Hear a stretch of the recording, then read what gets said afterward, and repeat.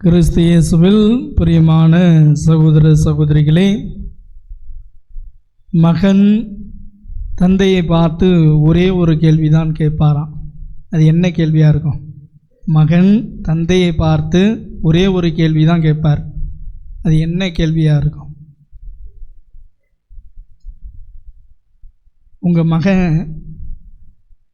உங்கள் அப்பாவை பார்த்து தந்தையை பார்த்து ஒரு கேள்வி கேட்பார். அது என்ன கேள்வியாக இருக்கும்? உங்கள் பிள்ளை உங்கள்கிட்ட ஒரு கேள்வி கேட்கும். அது என்ன கேள்வியாக இருக்கும்?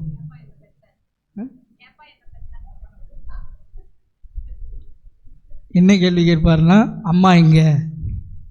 வேறு எதுவுமே கேட்க மாட்டார்.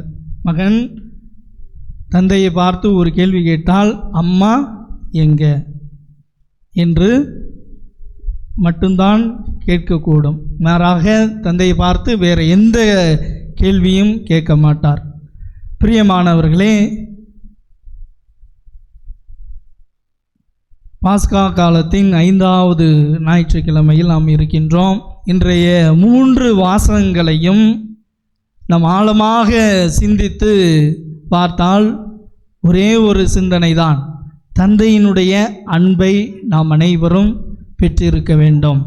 இந்த தந்தையினுடைய அன்பை நாம் பெற்றிருந்தால் நாம் அந்த என்ன செய்ய வேண்டும், எப்படி நடக்க வேண்டும், நம்முடைய வாழ்க்கை எதை நோக்கி நாம் பயணிக்கின்றோம் என்பதை இன்றைய 3 வாசகங்களும் நமக்கு ஆழமான ஒரு சிந்தனையை வழங்குகின்றது.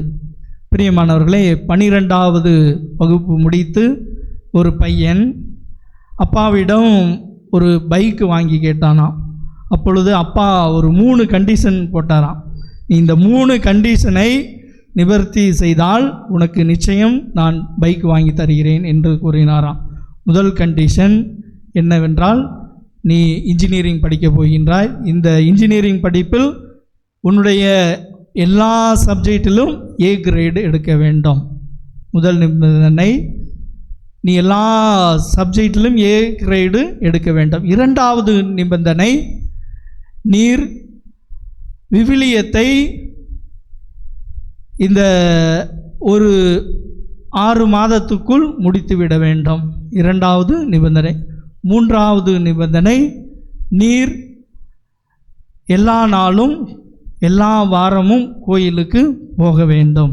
இந்த 3 நிபந்தனையும் நீ செய்தால் நிச்சயம் நான் உனக்கு பைக் வாங்கி தருகிறேன் என்று கூறினாராம்.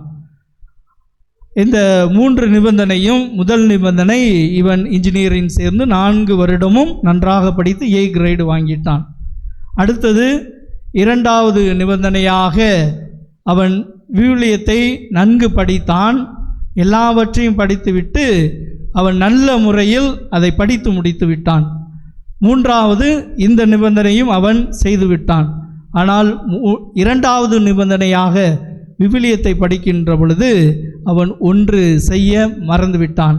அது என்னவென்றால், அப்பா விதித்த அந்த நிபந்தனை, அவன் முடி வெட்டவில்லை, தாடியை சேவ் பண்ணவில்லை. ஏனென்றால் அந்த முடியை வெட்டாமல் தாடியை சேவ் பண்ணாமல் இருந்த பொழுது அந்த நிபந்தனை அவன் நிறைவேற்ற மறந்துவிட்டான்.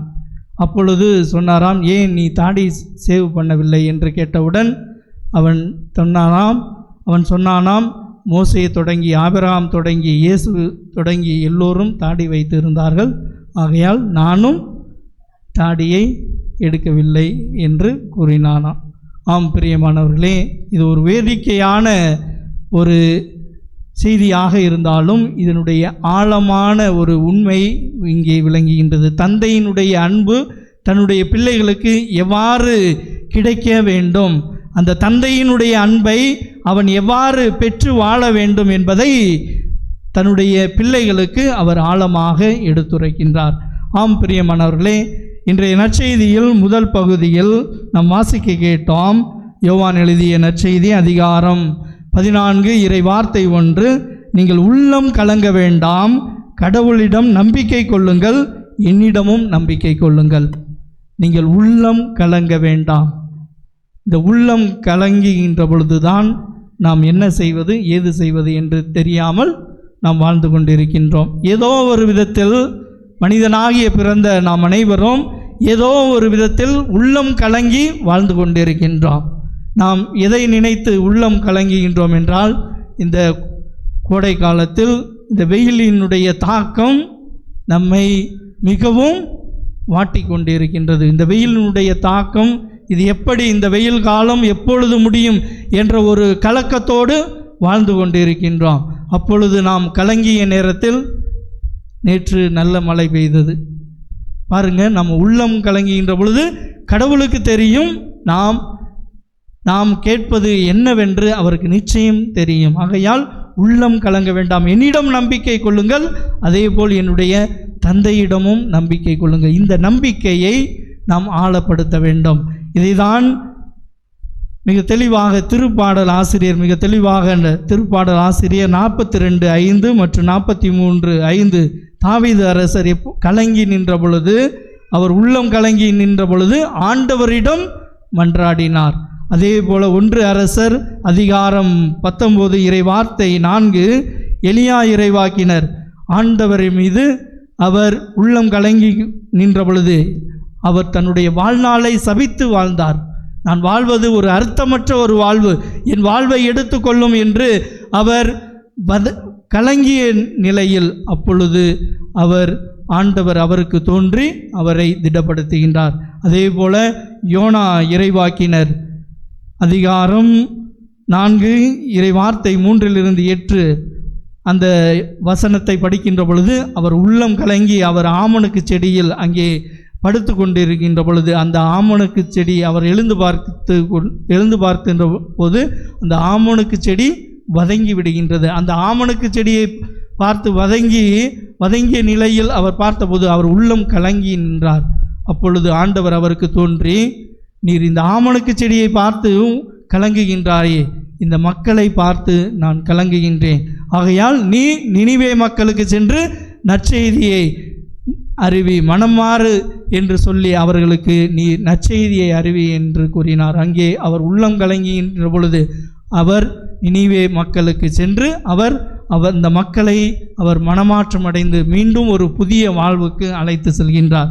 அதேபோல்தான் லூக்கா நற்செய்தியில் அதிகாரம் 10:41 மார்த்தா கவலையோடு ஆண்டவரிடம், நான் இங்கு கவலையோடு நான் உனக்கு பணிவிடை செய்கின்றேன், ஆனால் மரியாவோ அங்கே இறை இல்லத்தில் உம்முடைய வார்த்தையை கேட்டுக்கொண்டிருக்கின்றார் என்று கூறினார். அப்பொழுது ஆண்டவர் மார்த்தாவை நோக்கி, மார்த்தா, நீர் பலவற்றை பற்றி எண்ணி கவலைப்படுகின்றார், ஆனால் கவலைப்படுவது ஒன்றே ஒன்றுதான்.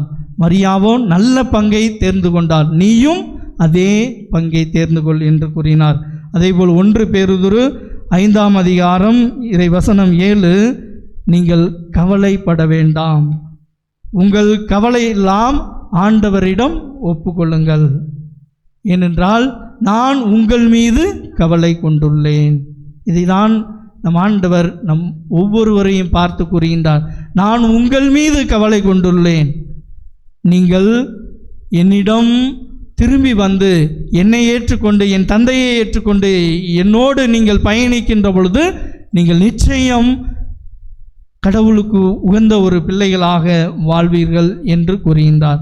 ஆம் பிரியமானவர்களே, இந்த இறைவார்த்தை நாம் உள்ளம் கலங்கி நிற்கின்ற பொழுது, சோதனையில் நாம் சோதிக்கப்படுகின்ற பொழுது, நாம் தீமையினுடைய ஆதிக்கத்தில் நாம் ஆட்சி செய்கின்ற பொழுது, நாம் கலங்கிய நேரங்களில் நம் ஆண்டவர் நம்மை நோக்கி, நான் உன் மீது கவலை கொண்டுள்ளேன், கலங்காதே, அஞ்சாதே, திகையாதே, இதோ நான் உன்னோடு இருக்கின்றேன், உன்னை வழிநடத்துவேன், உன்னை பாதுகாப்பேன், உனக்கு நான் எல்லாமாக இருந்து உன்னை வழிநடத்துவேன் என்று இன்றைய நற்செய்தியினுடைய முதல் பகுதி நமக்கு ஆழமான ஒரு சிந்தனையை வருகின்றது. அதே போல இன்றைய நற்செய்தியினுடைய 2ஆம் பகுதி, வழியும் உண்மையும் வாழ்வும் நானே, என் வழியா என்று எவரும் தந்தையிடம் வருவதில்லை. இயேசு நமக்கு நானே வழி, நானே உண்மை, நானே ஒளி, நானே உயிர்ப்பும் உயிரும் வாழ்வும் நானே என்று கூறுகின்றார். அதை நானே உண்மையான திராட்சை கொடி என்று தன்னையே முழுமையாக பயன்படுத்தி கொள்கிறார். என் வழியா என்று எவரும் தந்தையிடம் செல்வதில்லை. ஆகையால் நாம் அனைவரும் இந்த மண்ணுலகத்தில் வாழ்வதனுடைய நோக்கம் தந்தையை அறிந்து கொள்ள வேண்டும். அந்த தந்தையை அறிந்து கொள்ள வேண்டுமென்றால் நாம் ஆண்டவரை முழுமையாக ஏற்றுக்கொள்ள வேண்டும். அவர் காட்டுகின்ற அந்த வழியில் நாம் நடக்க வேண்டும். அந்த வழியில் நாம் நடக்கின்ற பொழுது தந்தையை நாம் முழுமையாக அறிந்து கொள்ள முடிகின்றது. ஆகையால் இயேசு இங்கே வழியாகவும் உண்மையாகவும் வாழ்வாகவும் இருக்கின்றார். அவரின்றி நமக்கு எதுவும் கிடைக்காது. அவர்தாமே நமக்கு எல்லாமாக இருந்து நமக்கு தேவையான அனைத்தையும் தருகின்றார். ஆகையால் தந்தையை நாம் அறிந்து கொள்ள வேண்டும்.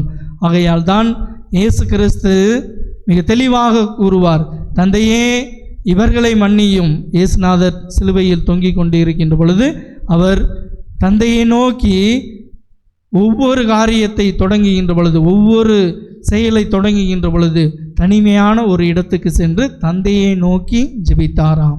பாருங்க, தந்தையை நோக்கி அவர் ஜெபிக்கின்ற பொழுது அந்த இறை வல்லமை, அந்த இறை சித்தம், அந்த தான் செய்கின்ற அந்த பணியினுடைய நோக்கம் அனைத்தையும் அறிந்து கொண்டார். ஆகையால் இயேசு எவ்வாறு தந்தையை மகிமைப்படுத்தினாரோ அதே போல நாமும் நம்முடைய வாழ்நாள் முழுவதும் அந்த தந்தையை காட்டுகின்ற அந்த வழியில் நடக்க தேவையான அருளை ஆசிரை வேண்டி இந்த திவ்ய திருப்பலியில் உருக்கமாக மன்றாடி இறை ஆசிரை பெறுவோம். இறைவன் நம் அனைவரையும் நிறைவாக ஆசீர்வதிப்பார் என்ற நம்பிக்கையில் தொடர்ந்து இந்த திவ்ய திருப்பலியில் உருக்கமாக மன்றாடுவோம். ஆமென்.